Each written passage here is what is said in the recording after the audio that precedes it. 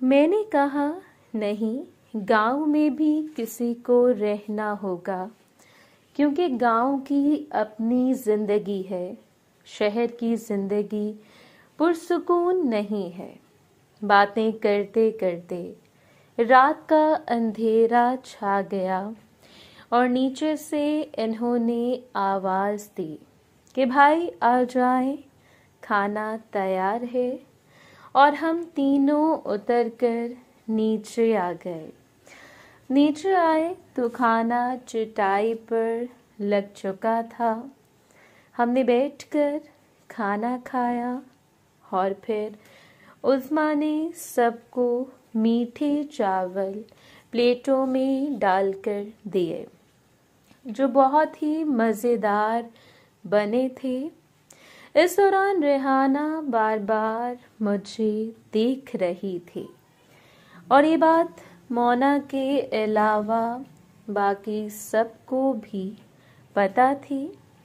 खाना खाने के बाद हम लोगों ने चाय पी और फिर सब अपने अपने कमरों में जाने लगे। उस्मा को भी सारी बात समझ आ गई थी, तो इसने दूध में पाउडर मिलाकर मोना के लिए कमरे में रख दिया। मैं कमरे में आया। इसके थोड़ी देर बाद ही मोना भी कमरे में आ गई और दरवाज़ा बंद करके मेरे साथ बेड पर बैठ गई। मैंने कहा, अब चची की तबीयत कैसी है? तो मोना बोली, मैं आपके आने से थोड़ी देर पहले गई थी। अब कुछ बेहतर है, लेकिन कमज़ोर हो गए हैं। मैंने कहा, अगर तुम जाकर रहना चाहो तो रह लेना, मुझे कोई एतराज़ नहीं है। और हाँ, इनसे आरफाबाजी वाली कोई बात नहीं करना। तो मोना बोली, मैं जानती हूँ, इतनी भी भोली नहीं हूँ। मैंने कहा, ठीक है। और फिर मोना ने दूध पी लिया और हम दोनों लेट गए। मैंने मोना से दवाई के बारे में पूछा कि इसने डॉक्टर नूर की दी हुई दवाई खा ली है? तो मोना ने कहा, हाँ, खा ली है। और यही बातें करने के बाद कुछ देर हम ऐसे ही लेटे रहे। तो मोना दूसरी तरफ मुंह करके सो गई, लेकिन मेरी आंखों के आगे रेहाना आ रही थी, जो आज कुछ ज़्यादा ही खूबसूरत लग रही थी। तो मैं अपने बेड से उठा और कमरे से बाहर निकलकर रेहाना के कमरे की तरफ जा रहा था कि वॉशरूम से शाजिया आती हुई नजर आई। वो मुझे देखकर मुस्कुरा रही थी, लेकिन इसने मुझसे कोई बात नहीं की और सीधा अपने कमरे में चली गई। मैं रेहाना के कमरे के पास गया तो दरवाज़ा खोला था। मैं दरवाज़ा खोलकर अंदर गया तो देखा रेहाना बेड के किनारे पर बैठी अपने पाँव के नाखूनों पर नेल पॉलिश लगा रही थी। मैं देखकर मुस्कुराया और मैं भी इसके पास जाकर बैठ गया। इसके घुंघराले बाल और इससे आने वाली खुशबू मुझे इसकी तरफ खींचने लगी। रेहाना बोली, तो फिर तुमने मोना को आरफा के बारे में बता दिया? मैंने कहा, हाँ, बता दिया। तो रेहाना ने कहा, फिर मोना ने कैसा रिस्पॉन्स दिया? मैंने कहा, कुछ नहीं। थोड़ी देर के लिए दुखी हुई थी, लेकिन बाजी आरफा ने इससे समझाया कि मैं दूसरी औरतों की तरह नहीं हूँ। मेरा पहला शौहर भी 2 शादियां कर चुका था। इस वजह से मुझे एहसास है मैं कभी भी तुम्हारे और नदीम के बीच में नहीं आऊंगी। रेहाना बोली, हाँ, इसने शहर में रहना है, इसने कौन सा गांव आना है। मैंने मुस्कुरा कर कहा, ऐसी भी बात नहीं है। अगले हफ्ते जब मैं शहर से वापस आऊंगा तो 2 दिन के लिए इनको भी अपने साथ लेकर आऊंगा। रेहाना बोली, ठीक है। मैंने कहा, मोना को इसलिए मुश्किल नहीं हुई क्योंकि इसने अपने आप को अपना लिया है। जो मैंने इसको आरफा के बारे में बताया तो मोना ने कहा कि तुम रेहाना से भी तो मुलाकात कर सकते हो, इसलिए तुम्हें आरफा से शादी करने की क्या जरूरत थी। तो रेहाना मुस्कुरा कर बोली, फिर तुमने क्या जवाब दिया। मैंने कहा जवाब देना था। मैंने बस यही कहा कि रेहाना की उम्र हो गई है और वो रोज रोज मुझसे मुलाकात नहीं कर सकती। तो रेहाना ने मुझे हल्का सा थप्पड़ लगाया और बोली, मैं तो चाहती हूँ तुम मुझसे दिन रात मुलाकात करो। मैंने मुस्कुरा कर कहा, अब मुझे बाकियों को भी टाइम देना है। तो रेहाना कुछ सोचने लगी और फिर बोली, हाँ, तुम ठीक कह रहे हो। तुम बेचारे अकेले किस किस को टाइम दो। मैं तो बहुत खुश हूँ कि आज तुमने मुझे टाइम दिया। और ये कहकर रेहाना ने मुझे साथ लगा लिया और हम बातें करने लगे। मुलाकात खत्म होने के बाद रेहाना बोली, आज तुम्हारा मूड कितना अच्छा था।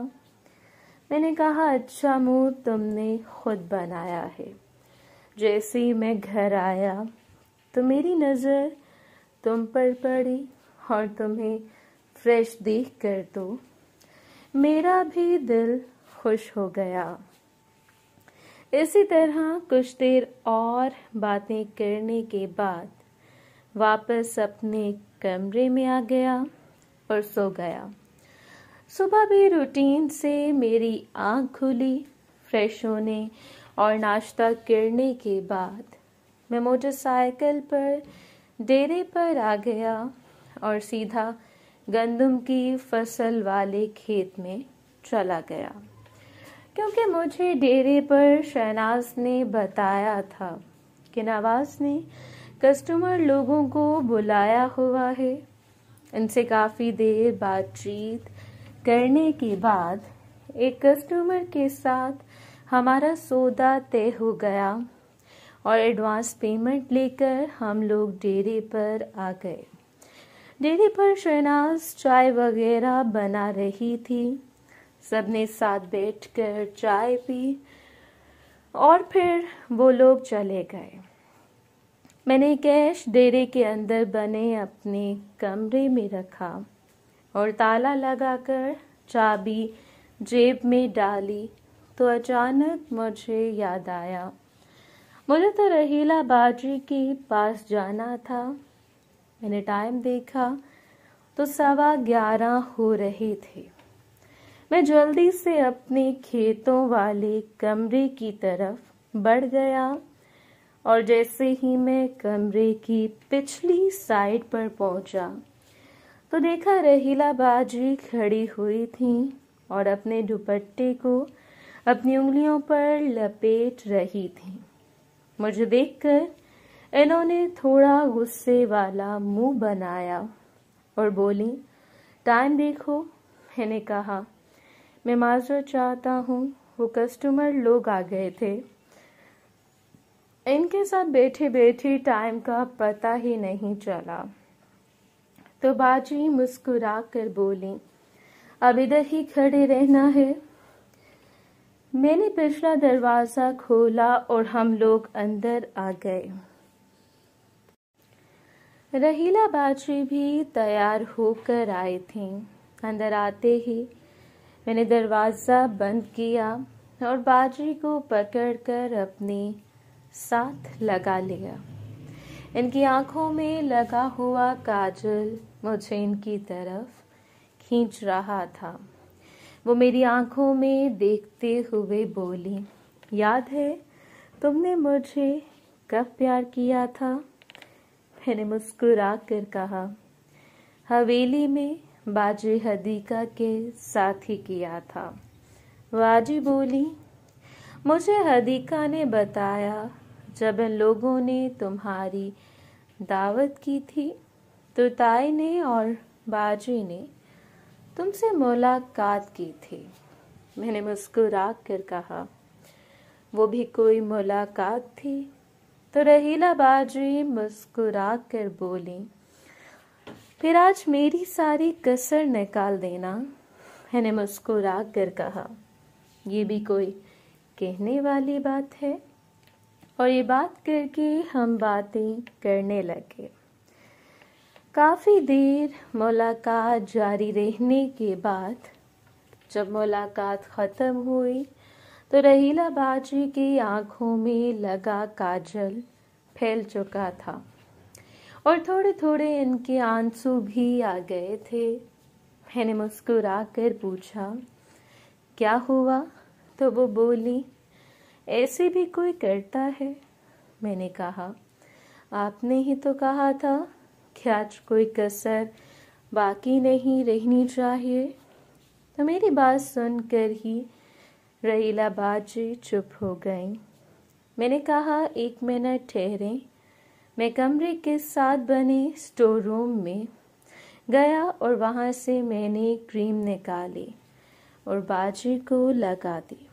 कुछ देर बाद जब इनको थोड़ा सुकून मिला तो वो उठकर चलने लगी और फिर मैं भी इनके साथ कमरे से बाहर निकला। तो जिस रास्ते से आई थी उसी रास्ते से वापस चली गई और मैं वापस डेरे पर आ गया। डेरे पर भी कुछ खास नहीं था। मैंने शहनाज से कोसर का पूछा तो वो बोली, आज आपकी चचा अपने डेरे पर हैं तो इस वजह से कोसर भी नहीं आए। मैंने कहा, ठीक है, कल सुबह तुम दोनों मिलकर प्लान बना लेना। मैं जाने से पहले तुम दोनों से मिलकर जाऊंगा। तो मेरी बात सुनकर शहनाज के चेहरे पर मुस्कुराहट आ गई। मैंने कहा, इसके बाद मैं तकरीबन 5 दिन बाद ही वहाँ पे आऊँगा। तो शहनाज बोली, ठीक है। फिर सारा दिन डेरे पर ऐसे ही गुजर गया और शाम को मैं वापस घर आ गया। घर आया तो ताया लोगों की फैमिली आई हुई थी। ताई हदीका, बाजी और आसिफ की तीनों बहनें थीं। जैसे ही मैं अंदर दाखिल हुआ तो शबनम और अंबर मुझे देखकर मुस्कुरा उठी। मैंने जाकर सबसे सलाम ली और किरण से जैसे ही मैं सलाम करने लगा तो इसने मेरा हाथ थोड़ा ज़ोर से दबाया और अपने पेट की तरफ इशारा कर दिया। मैं इसका इशारा समझ गया। इसके बाद मैं भी इन लोगों के साथ बैठ गया।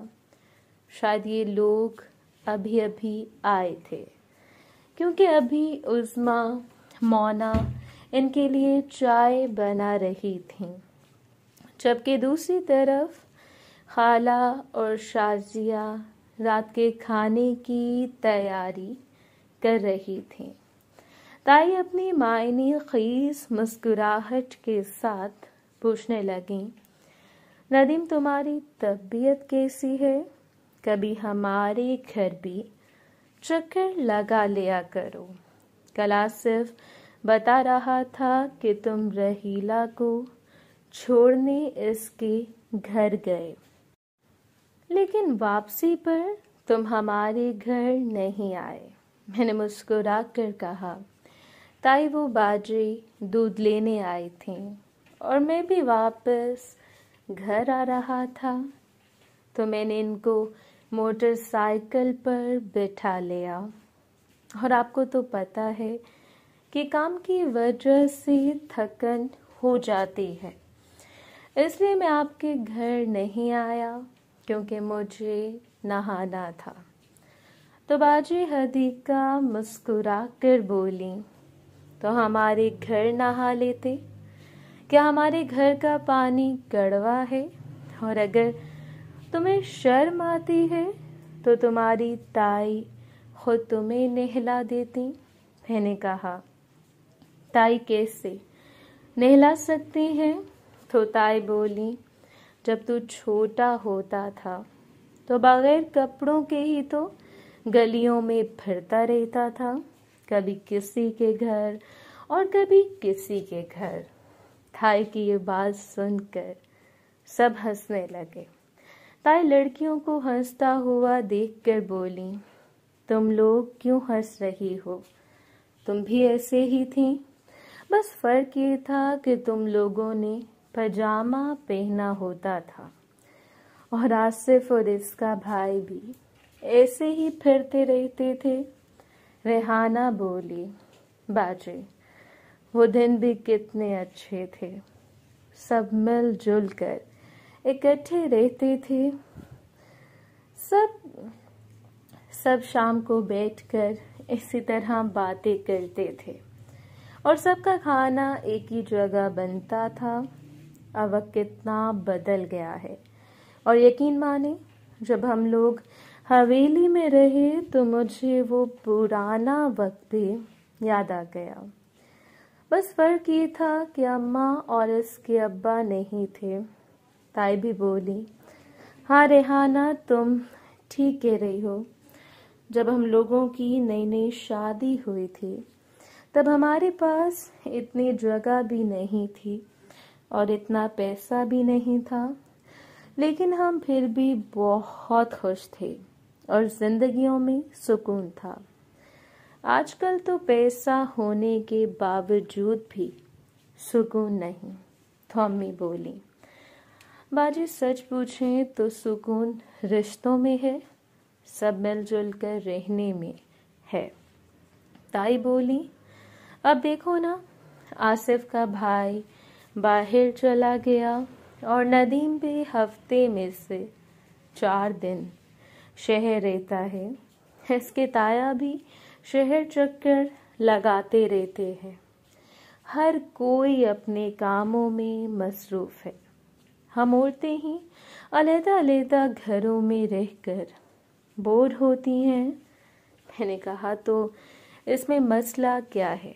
हम सब मिलकर अगर फैसला करें तो एक घर में रह सकते हैं। ताई बोली, हाँ नदीम बेटा, तुम ठीक कह रहे हो, लेकिन पता नहीं कोई माने या ना माने, पहले दौर में सबके दिलों में एक दूसरे के लिए प्यार मोहब्बत थी, लेकिन अब वैसा नहीं है। मैंने कहा, ताई ये बात तो आप बिल्कुल सच कह रही हैं। अभी हम बातें कर रहे थे कि चाय बनकर आ गई। मैंने कहा, आप लोग चाय पिएं, मैं फ्रेश होकर आता हूँ। तो ताई बोली, बैठ जा हमारे पास भी, फिर नहा ली। तो मैं इनके पास ही बैठ गया और उस्मा चाय का कप मुझे भी और उस्मा ने चाय का कप मुझे भी दे दिया। अंबर और शबनम चूंकि सबके पीछे बैठी हुई थी, वो मुझे आंखों से और हाथों से इशारा भी कर रही थी। मैं इनकी बात समझ रहा था, लेकिन सबके सामने मैं कैसे बात कर सकता था। थोड़ी देर बाद जब ताई अम्मी खाला से बात करने लगी तो मैं उठकर इनकी तरफ चला गया और शबनम बोली, कब से तुम्हें इशारा कर रही हूँ। मैंने कहा मैं क्या करूँ, अब सबके सामने तो उठकर तुम्हारे पास नहीं आ सकता, बताओ क्या बात है। शबनम बोली, तुम्हारा काम हो गया। मैंने कहा क्या मतलब। अंबर बोली, मैंने अपनी सहेली से बात कर ली है। जुमेरात वाले दिन वो लोग शादी पर जा रहे हैं। इनके घर की चाबी हमारे पास ही होगी। मैंने कहा कितने दिन के लिए जा रहे हैं। तो शबनम बोली, वो लोग इतवार को वापस आ जाएंगे। मैंने कहा कल पीर है और कल मुझे शहर जाना है, मुझे 3-4 दिन वहाँ लग जाएंगे। तो अंबर बोली, अब हमें मत कहना अगर तुम नहीं आ सकते। मैंने कहा ठीक है, मैं जुमेरात को वापस आ जाऊंगा और फिर हम लोग तुम्हारी सहेली के घर पर मिल लेंगे। शबनम बोली, अब यही मौका है, अगर तुमने ये मौका मिस कर दिया तो हमें मत कहना। मैंने कहा ठीक है। इसके बाद मैं किरण के पास बैठ गया और सबको देखते हुए किरण से बातें करने लगा। किरण भी मुझसे शर्मा रही थी। मोहतरम नाज़रीन और सामीन, इस कहानी का बाकी हिस्सा अगले आने वाली वीडियोस में पेश किया जाएगा।